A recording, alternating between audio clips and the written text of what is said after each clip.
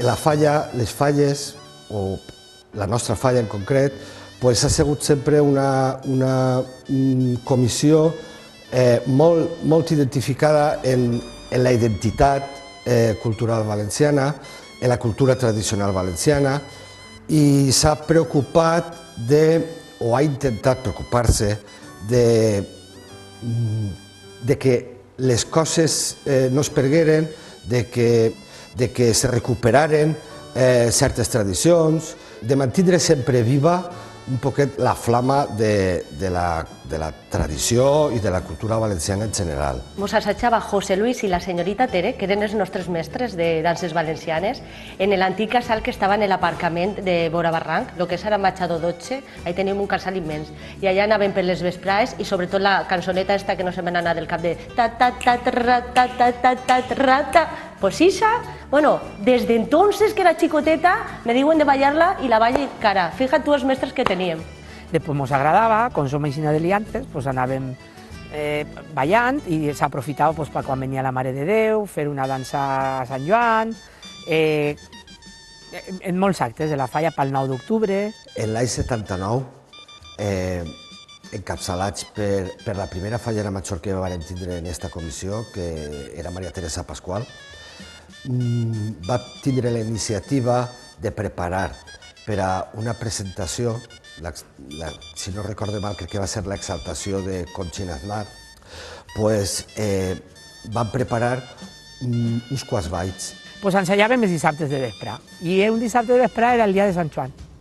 I pensat i fet, acabarem de ballar i diguérem, i si se n'anem a Alacant?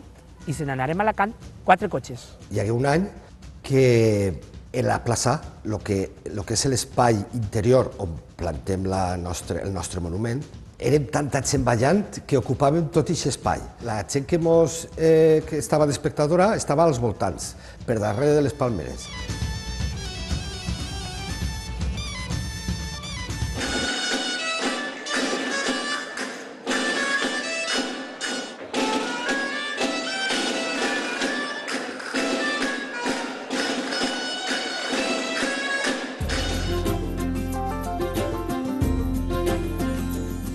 Pues yo era pequeño, me acuerdo de poco, pero en principio se montó porque no teníamos presupuesto para contratar bandas y se puso con gente de la falla que nos enseñaban, ensayábamos todos los días y poco a poco hicimos una banda con Cornelis y Transporte, que es lo que se llevaba entonces.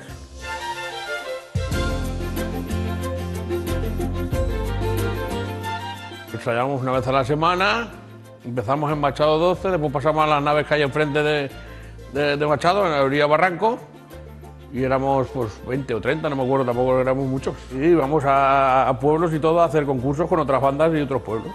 Como era tan pequeño, los tambores eran grandes, el tío Baldo me hizo una apuesta a mí, pequeñito. Y eran de piel de cerdo que iba, me acuerdo que iba a Masonas a recogerlas.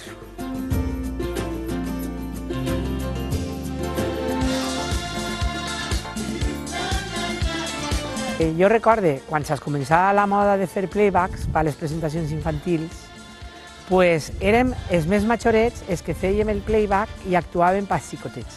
Així com ara, el que se fa, que està molt bé, és que participen tots, era distint.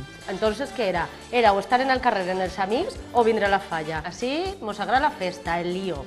No tenim vergonya de res. I el primer i principal és passar-s'ho bé. No així com ara que... No, jo vull que això o allò. No, antigament deia, vas a eixir d'Enrique Llana. Doncs d'Enrique Llana. Tu ara vens, es dius la cançó, però clar, els xiquets avui en dia tenen tantes coses, viuen tantes coses, que són prou exigents. Entonces, tu li dones un ball, però clar, tens que pensar que li agrada, que siga actual, que siga modern, que no... Les cançons infantils bàsicament han desaparegut, entonces en aquest aspecte és prou més complicat. I sobretot me'n recorde dels dissabtes pel matí, que se juntàvem en el cine i bueno, ahí ja eren uns nervis, l'assaig principal pel dia després que actuaves i bueno, era divertidíssim. El playback de xiquet és més treball dur, que isca bé, que isca perfecte, que tot estiga correcte i bé. I en el cas dels majors la veritat és que és un poc més variant. Hi ha molt més cachondeo, el que volem és passar-se-ho bé. Ara nosaltres som les encarregades, començarem a preparar en la idea abans d'estiu, ja mirar en el que volíem fer un canvi, no volíem fer-lo de tots els anys. abans de vindre així nosaltres ja tenim que quedar, de fer-se els balls, el que anem a fer cada dia, per parts, pues potser si fiquem, pues anem a mirar vídeos en internet i si fiquem a mirar passos. I anem fent els balls a trossets així, pues avui ensenyem aquest trosset i se'l fem. N'hi ha dies que potser estan superdivertits, estan aquest dia molt bé, i n'hi ha altres dies que estoy cansada, me vull anar a ma casa, no sé què. Així dins no se poden clavar tots perquè no caben, estan justos, que si jo me pegue jo no cap així. I al final un dia, mira, acabarem ensenyant en la plaça i tot. Jo què sé, tens que pensar moltes coses i potser estàs tota la setmana en classe i estàs pendent de el divendres tinc que anar a la falla i tinc que ensaiar, què vaig a fer? Només el ball. Divendres, dissabtes, diumenges, la veritat és que és un no parar. I durant 2 mesos la teua vida són els playbacks. I quan ja ixen i ho fan superbé, pegues un descanso perquè ja veus que tot el treball que has fet ha servit per a que isca bé. En els últims anys, en la nit dels Fallers d'Honor, el ball també ha sigut part important de la nit, perquè ha sigut bàsic el ball en l'espectacle que se fa perquè la gent tinga una vela agradable i divertida. A mi m'agrada. Lo que passa és que lo que no sé és per què no s'atrevim els Fallers a fer-ho. Seria més divertit. Ui, serà una divertició molt gran. Totes eixíem, totes fèiem alguna cosa, perquè mos agradava, la veritat. I que fora que venien de totes les falles i venien totes al nostre casal perquè els agradava més que ningú. Han fet moltes barbaritats, però risa. Fèiem 4 o 5 actuacions. Eixien del Titi, eixien de Concha Piquer, eixien de Duodinàmico també, totes les cançons que eren més modernes entonces, perquè ara ja és cançons de pa, però no se nota la cançó. Després és que la Martirio també ballant per al mig del passillo, però fent playback. I també és que el Titi, una dona vestida del Titi, allò va ser un altre èxit. Doncs veníem a ensaiar i se feien tratges i tot, millor que encara que les cabalgates. On més gent venia era el casal nostre, i on més bé ho fèiem. Nosaltres ens tocava dinar en el mostrador, en sopar, perquè no teníem puesto. En faldes curtetes i en un pompón a el cul. I anàvem menjant el cul per al mig dels passillos. Fèrem un dia un sopar que vàrem eixir totes vestides de fonsa i cantàvem allà en la playa. Però ja quan es comença a vindre gent jove, que ja no érem tantes dones, i pareixia que se burlaven, diguem, hasta així hem arribat, ja no ho fem més, ja no ho farem. Bueno, pues la murga aparegué arrel d'uns anys que tinguérem que varen fer un poquet del cabra en les fetges de falles, en la meva trompeta, en la trompeta del meu germà, anàvem per totes les falles i tal.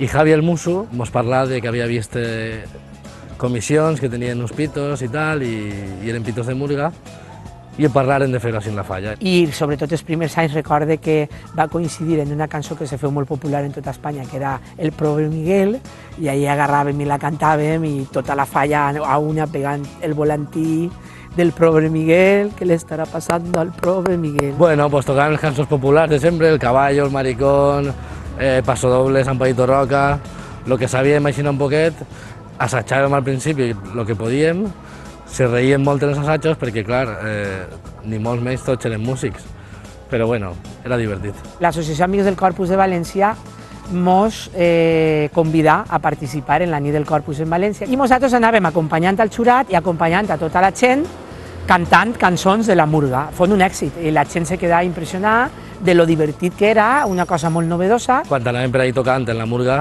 i tanta gent pues, cridava molt l'atenció i la gent se mos quedava mirant pues, en cara de felicitat perquè tots els que anàvem rient-se, evidentment.